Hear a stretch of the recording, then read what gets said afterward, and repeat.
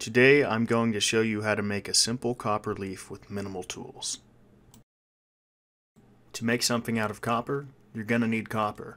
So either get some copper sheets online or at a hobby store, or even split a piece of copper pipe and use that. Now draw out the shape of the leaf you want and cut it out. I usually use tin snips.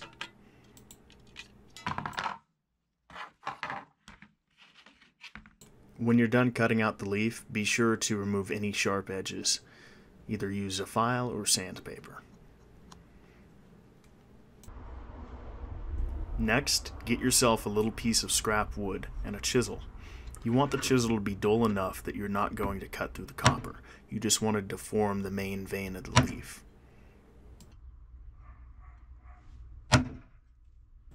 Usually I use a different chisel for this, but I couldn't find it today, so I'm using what I have.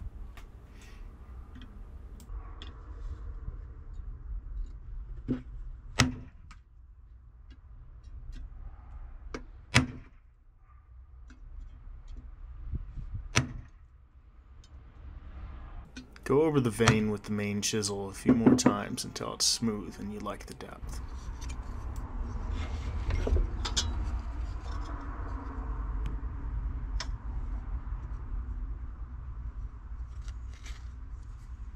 Next, you're going to want to grab something to texture the leaf with. This is what I use. It's a modified straight peen hammer. You could possibly use a shingler's hammer, or a chisel, or even a hatchet if it's dull. Now, be very careful not to hit your fingers on these next steps. This can be especially hard on smaller items. If you're not comfortable holding the piece like I do, then hold it with a tool, whatever works for you. As you continue to work this copper, you'll notice it getting harder and less flexible. This is called work hardening. And in order to deal with this, you're going to want to anneal your copper. I'll show you how to do that in a little bit. But if you don't anneal your copper, you run the risk of it cracking, and that's not good. I typically anneal my leaves after I've textured both sides, or if I decide that it's hard and I don't want to risk cracking it. In order to anneal the copper, you're going to want to heat it up to red hot and then dunk it in some water. Now, you can absolutely use a small butane torch like I have sitting on my work area, but I'm using a larger torch for convenience.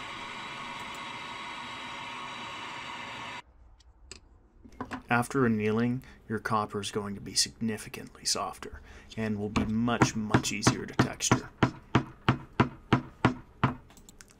One thing I forgot to mention is why I'm using a block of wood to hammer the copper on.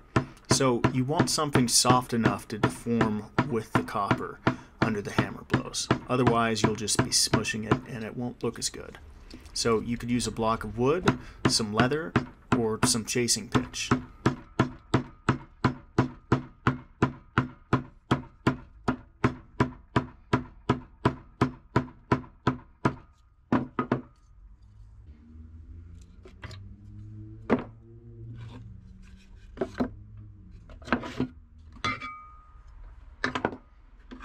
Continue to texture and chisel your leaf until you like the way it looks.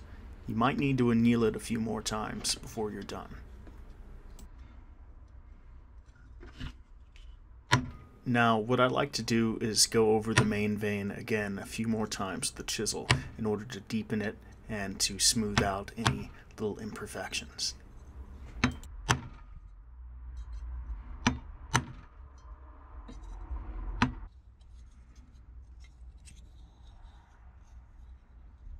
After a few annealing cycles, you'll notice that your copper's pretty dirty.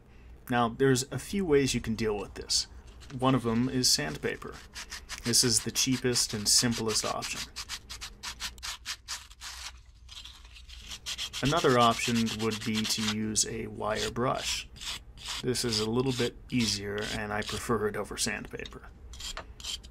Another option would be to use a pickle or acids to clean off the oxides. This is what jewelers usually do. My preferred method, however, is a Dremel with a stainless steel wire brush. I use a variable speed tone.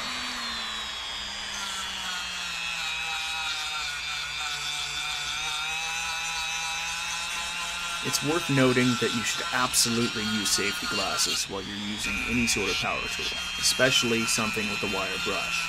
Those little wires can fling off and hit you in the eyes. Wear your safety glasses.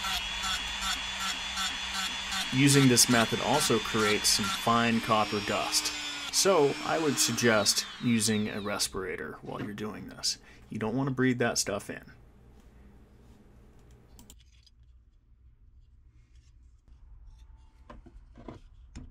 Here I'm adding a little bit of an upturn to the leaf. It just makes it seem a little bit more natural in my opinion.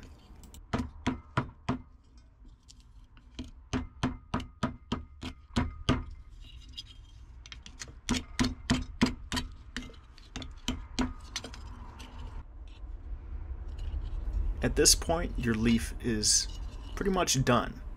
If you want, you could leave it shiny and copper like this, but what I typically do is called flame painting, where I use a torch to get a little bit of color. It doesn't take much to start adding color to copper, and if you go too far, it can end up looking pretty ugly. So start out with a little bit, and add a little bit as you go. I don't typically add this much color to copper, but I'm doing it now just to show you what you can do with it.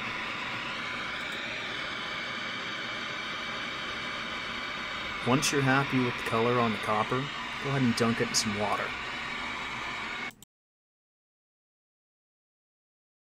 And here's the final product.